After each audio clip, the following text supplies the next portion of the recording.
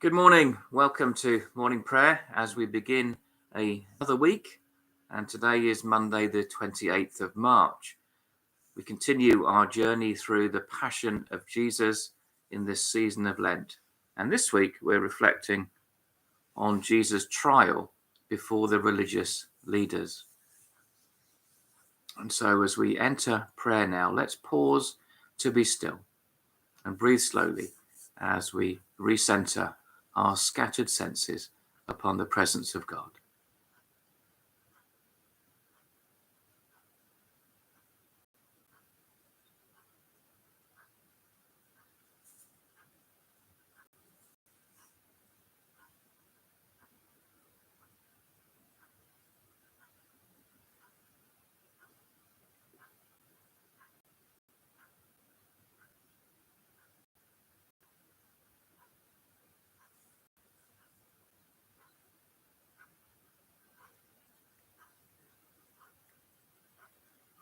Jesus, you are the way, the truth, and the life. Through this season of Lent, as we reflect on your holy passion, may our love be rekindled, that we might live sacrificially and wholly for you.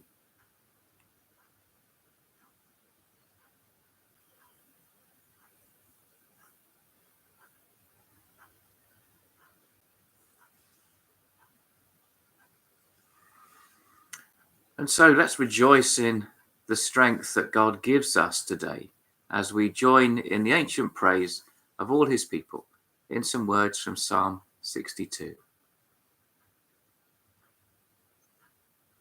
Let all that I am wait quietly before God, for my hope is in him. He alone is my rock and my salvation, my fortress where I will not be shaken.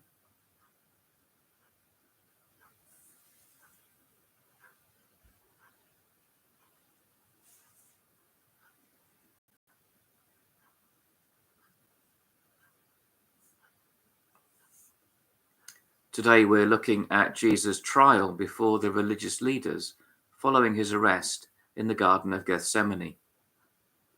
Many false accusations have been brought against him as the high priest attempts to find something that will convince the people that Jesus is dangerous.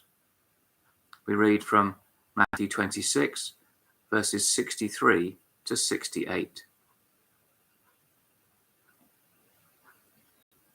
The high priest said to him, I charge you under oath by the living God.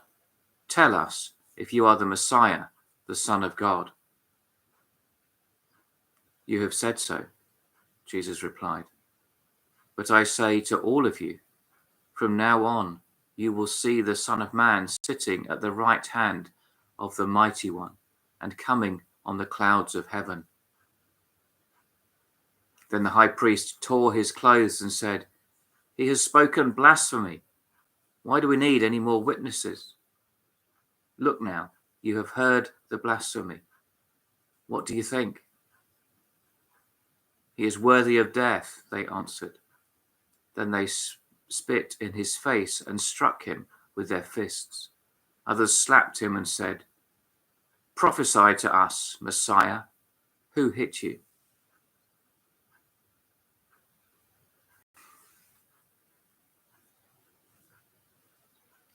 Jesus could have defended himself against these false accusations. Yet he simply quotes two prophetic texts which speak of the Messiah and go on to talk about the enemies of God. Daniel 7:13 and Psalm 110, verse 1. It is a bold and dangerous statement. His audience would have known these scriptures. Jesus was not only declaring himself the Messiah, but by referencing these prophecies, he was also calling out the high priest for misusing his position of power, comparing him to the enemies of God.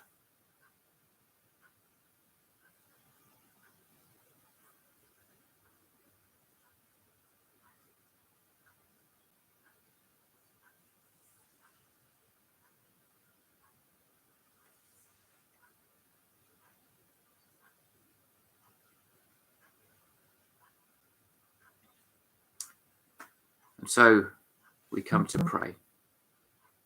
Jesus, we are challenged by your example. We can be too concerned about protecting and defending ourselves and miss opportunities to point towards you. We ask ourselves, is there any situation in our lives where we need to speak the truth, even if it is risky and uncomfortable?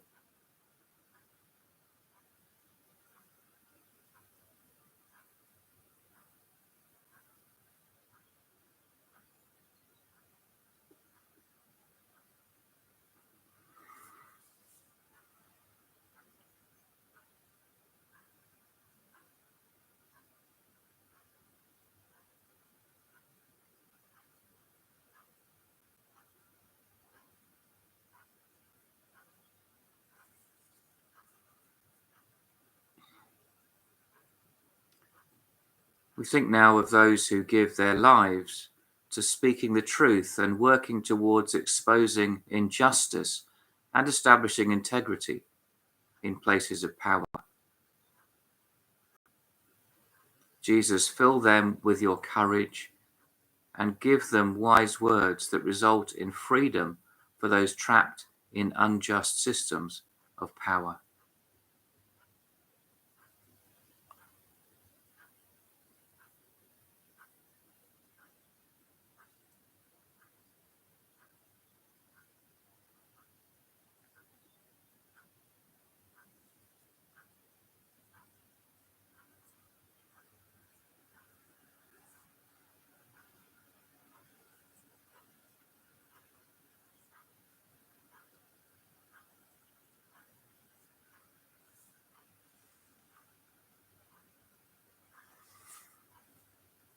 Lord, as we return to the passage, we open our ears to hear your word and our hearts to yield to your will once again.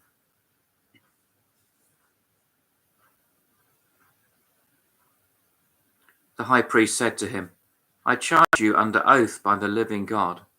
Tell us if you are the Messiah, the Son of God. You have said so, Jesus replied. But I say to all of you, from now on you will see the Son of Man sitting at the right hand of the Mighty One and coming on the clouds of heaven. Then the high priest tore his clothes and said, He has spoken blasphemy. Why do we need any more witnesses? Look, now you've heard the blasphemy. What do you think? He is worthy of death, they answered. Then they spit in his face and struck him with their fists. Others slapped him and said, Prophesy to us, Messiah. Who hit you?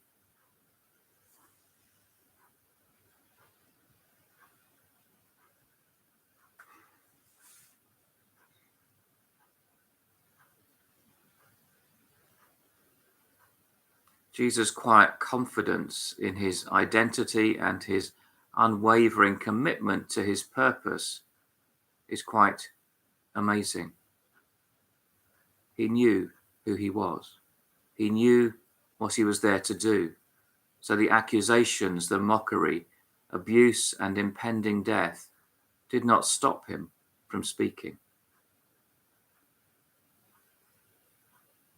Sometimes we perhaps allow fear to shake our sense of our identity, to distract us from God's purposes in our lives.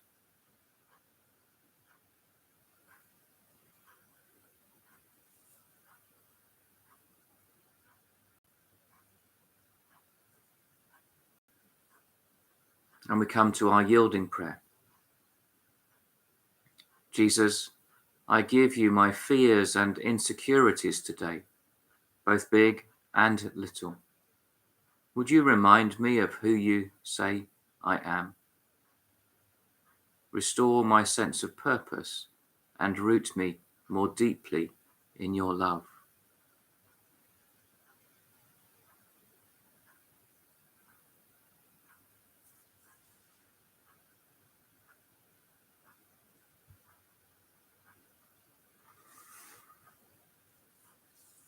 And now, as we prepare to take this time of prayer into the coming day, The Lord who loves us says in Ephesians chapter 3, verse 19, may you experience the love of Christ, though it is too great to understand fully.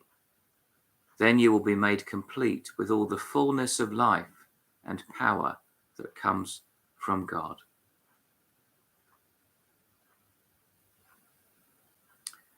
Father, help me to live this day to the full, being true to you in every way. Jesus, help me to give myself away to others, being kind to everyone I meet. Spirit, help me to love the lost, proclaiming Christ in all I do and say. Amen.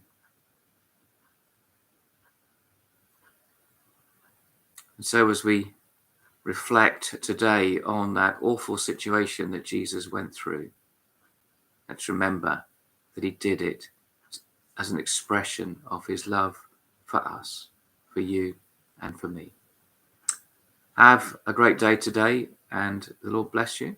I look forward to being with you again soon. Bye for now.